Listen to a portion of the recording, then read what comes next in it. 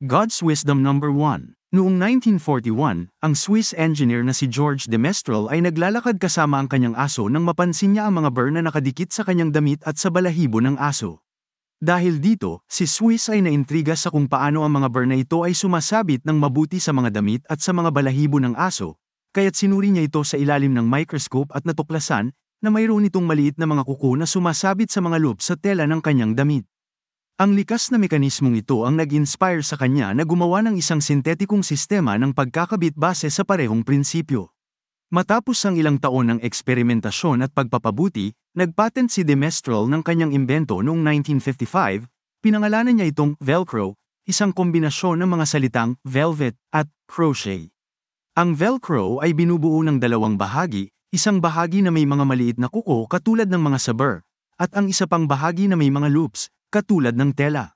Kapag pinindot ang dalawang bahagi, sumasabit ang mga kuko sa mga loops, lumilikha ng malakas ngunit madaling tanggalin na pagkakabit.